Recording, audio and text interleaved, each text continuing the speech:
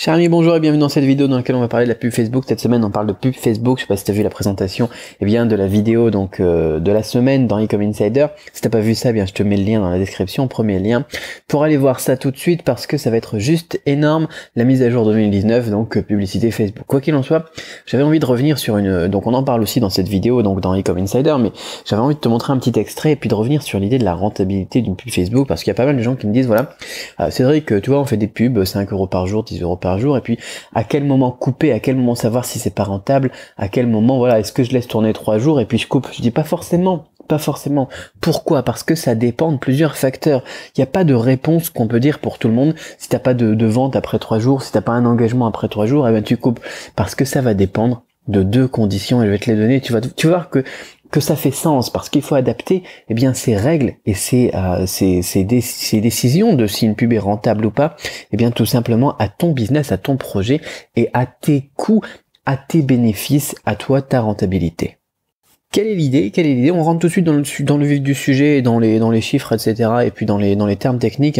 Si tu as besoin de conseils justement sur la pub Facebook, on se retrouve dans Ecom Insider tout de suite, mais pour l'instant, on va aller donc justement développer un petit peu tout ça pour les personnes qui s'y connaissent un petit peu déjà.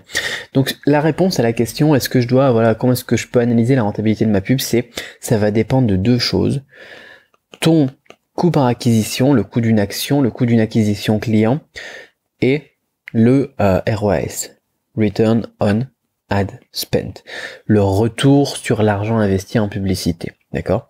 C'est 2 choses séparées. La première chose, le CPA, alors on va le dire vite fait pour les personnes qui connaissent pas, mais le CPA c'est quoi? C'est le coût pour qu'une personne devienne par exemple client, pour qu'une personne devienne par exemple fasse un ajout au panier et ensuite soit retargeté, etc. C'est à toi de décider jusqu'à combien tu es prêt à mettre pour chaque action. Par exemple, je suis prêt à mettre jusqu'à 2 € pour avoir un lead. Je suis prêt à mettre jusqu'à 5 € pour avoir un ajout au panier. Je suis prêt à mettre jusqu'à 20 € pour avoir un achat, par exemple. C'est à toi de décider quel est ton CPA. Choisis maintenant et dis-moi, note sur un papier, prends un crayon, un papier, et puis dis-moi, voilà, mon CPA, moi, tu vois, je me base sur les purchases, par exemple, et je peux mettre jusqu'à 20 € pour que un client achète mon produit parce que j'ai 20 € justement de bénéfice pour mon produit que je vends, je sais pas moi, 60 € par exemple. Je sais pas. Et donc mon ROAS, pour que je sois rentable, il faut que mon ROAS il soit de combien? C'est une question qu'il faut que tu te poses aussi. Il faut qu'il soit de combien pour que je sois en break-even, c'est-à-dire que je dépense 1 € et puis j'ai 1 € de rentabilité, j'ai 1 € de comment ça s'appelle? De marge brute avant publicité, d'accord? C'est-à-dire qu'il faut pas dépenser 1 € et puis faire 1 € de chiffre d'affaires, parce qu'après dans ton chiffre d'affaires t'as ton coût produit, t'as ton coût de publicité, etc. Et du coup au final tu perds de l'argent en faisant comme ça.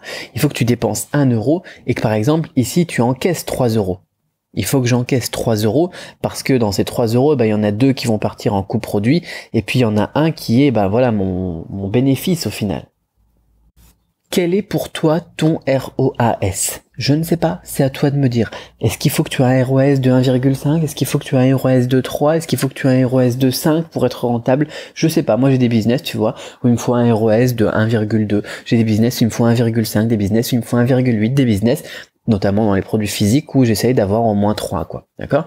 La question c'est pour toi, quelles sont tes règles pour être break-even, d'accord, le break-even, ou pour être, rentable? D'accord? Si par exemple ton ROAS il doit être supérieur à 3 pour être rentable ici. D'accord? Mon break-even c'est 1 pour 3 et pour être rentable c'est supérieur à 3. Il faut que tu poses ces chiffres maintenant. Il faut que tu prennes un papier et un crayon et que tu te dises OK, moi c'est ça. Je suis prêt à dépenser jusqu'à 20 € pour avoir un client. D'accord? Maintenant la question que tu te poses c'est je mets ma publicité. D'accord? Je mets ma publicité et je fais actuellement une pub à 5 € par jour. Si le deuxième jour, d'accord, le jour 2, tu te dis, ça fait 10 € de dépenser, j'ai pas encore une vente.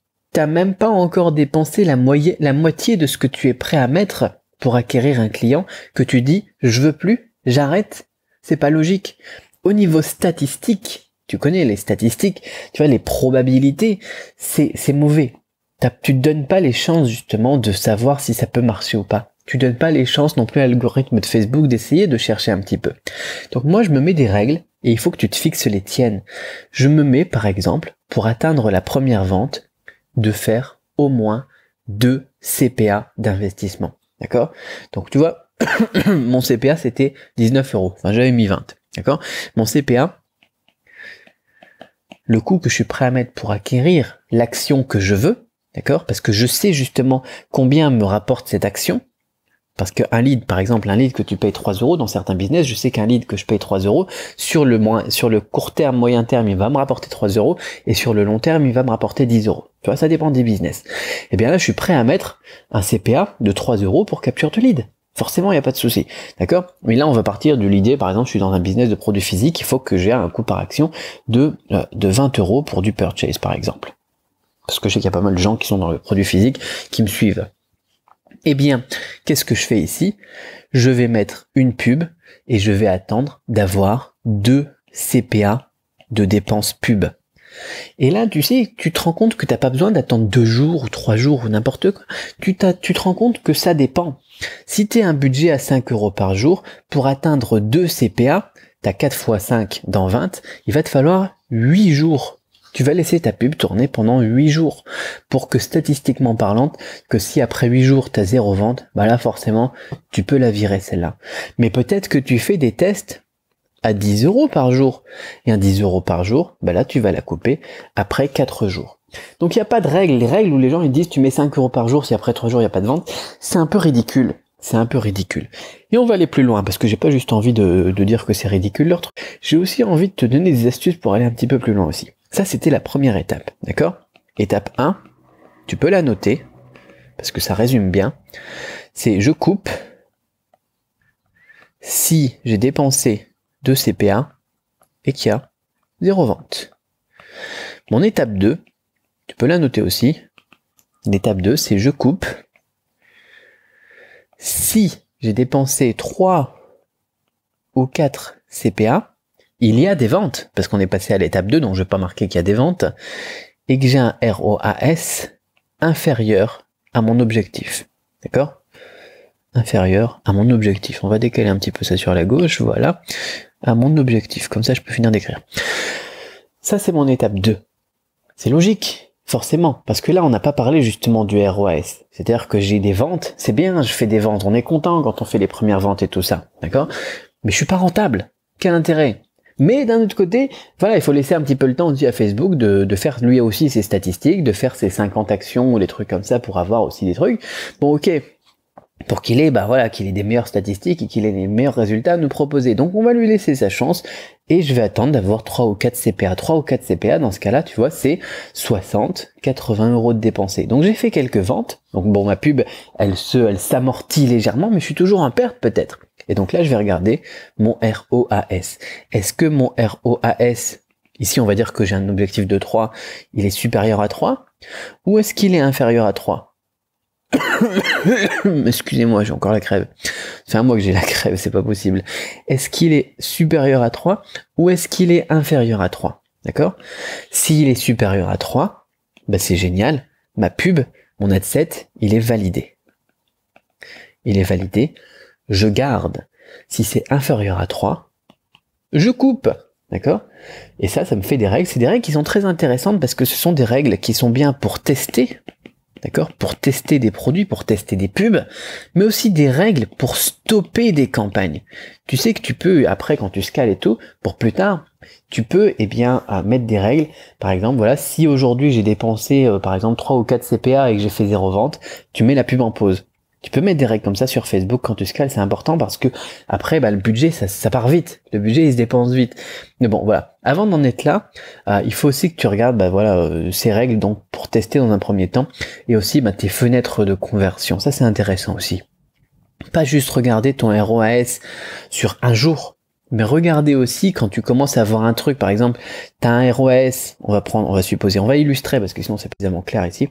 On va dire par exemple que j'ai un ROAS à 2,8. D'accord? Tu vois, j'ai mon truc, j'ai fait mes 3 ou 4 CPA. Et j'ai un ROAS à 2,8. Je suis presque break-even. Est-ce que je coupe ou est-ce que je coupe pas? D'accord? La pub, elle tourne depuis un jour. Ou peut-être depuis 7 jours. Tu vois? Je coupe pas. Pourquoi je coupe pas? Parce qu'on a des fenêtres de conversion aussi. T'as des gens, tu vois, ça bosse sur le long terme. T'as des séries d'emails. T'as les emails de relance. T'as le retargeting que tu fais tourner peut-être sur une semaine, peut-être sur 48 heures, je sais pas. T'as toute la relation client qui se crée aussi. D'accord? Et donc t'as des gens, parfois, il leur faut un peu plus de temps pour acheter. Parfois, ils achètent au jour 1. Parfois, ils achètent au jour 7. Parfois, ils achètent au jour 28. Et Facebook, lui, il traque sur une fenêtre de conversion de maximum 28 jours. Donc si j'ai un ROS de 2,8 sur une période petite par rapport à cette fenêtre de conversion maximale, je vais pas couper. Je vais laisser tourner et je vais regarder sur une fenêtre de conversion plus grande, après 15 jours plus tard, 30 jours plus tard, en surveillant tout de même de temps en temps, régulièrement, tous les lundis, je fais ça le lundi, mes publicités, et je vais regarder, si, mon truc, il dépasse les 3, il arrive à 3, 3,5, 4, et là, forcément, je la garde. Ça aurait été bête de couper une pub rentable. Tu vois, tu te rends compte que t'es pas loin, qu'il y a la possibilité, et il y a des gens, ils vont la couper. Parce qu'ils se sont dit, ok, Cédric, il a dit ROS inférieur à 3, je coupe. Non, il faut vraiment comprendre Facebook dans son ensemble. Quelles sont les statistiques que Facebook donne? Comment est-ce que Facebook traque? De où, jusqu'où va Facebook? De où et jusqu'où il va, quoi? Et il faut analyser tout ça. C'est tout ce qu'on fait dans la formation de la semaine, donc sur Facebook. Je sais même plus comment est-ce que j'ai appelé ça. J'ai appelé ça mise à jour 2019, justement, avec les dernières stratégies pour vraiment voir la chose dans son ensemble. Et donc, ça serait vraiment bête de supprimer un placement comme ça, parce qu'après, t'as un ROS, je sais pas moi, de 4, t'es rentable. Tu gagnes de l'argent. Tu places 1000 euros dans la pub par mois, tu fais 4000 euros. D'accord? Donc, 2000 euros donc de marge brute, 1000 euros de bénéfice. Je sais pas, moi, ça peut être, après, tu rajoutes des zéros, hein, donc c'est violent. On parlera du scaling. Dans la vidéo de demain, tiens, on parlera du scaling. Je fais pas souvent des vidéos avec des astuces où je te dévoile les trucs. Souvent, j'en fais une par semaine. Là, aujourd'hui, t'en auras 2 cette semaine. Et t'arrives à 40 000 euros, d'accord? Donc, c'est 10 000 euros dans ta poche, avant impôt, bien sûr. Bon, ça dépend où t'es. Quoi qu'il en soit, ça serait bête. Tu vois, un placement comme ça, un placement, mais c'est du 100%. Là, c'est du 100% de gagner. Tu vois, c'est un placement à la banque où tu fais du 2%, du 4%, ou du 1, je sais pas combien de pourcents, ou du 0, je sais pas combien de pourcents. Là, tu fais du 100%.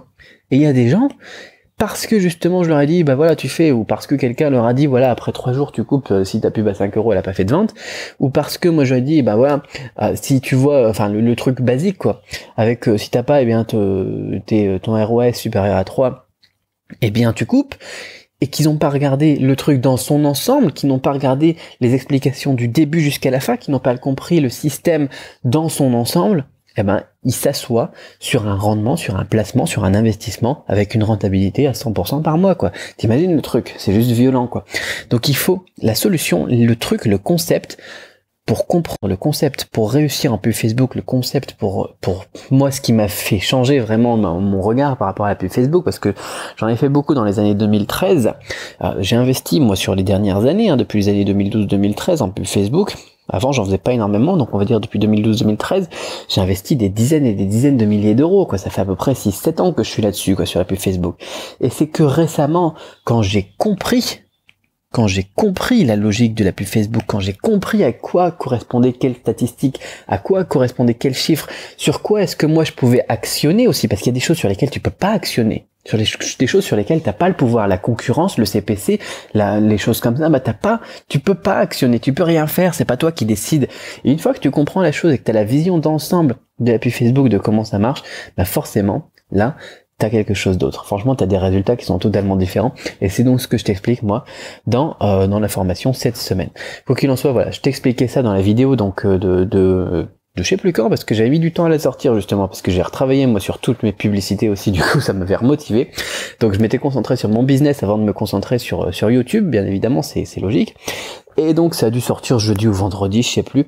Quoi qu'il en soit, t'as le lien dans la description vers cette vidéo si tu l'avais pas encore vu. Et puis si tu veux rejoindre Ecom Insider pour profiter de cette formation de cette semaine, tu as le 2e lien dans cette description. On se dit à tout de suite dans Ecom Insider pour la petite formation Facebook de la semaine et probablement de l'année aussi, parce que je prévois pas d'en faire d'autres cette année. Bye bye, à tout de suite.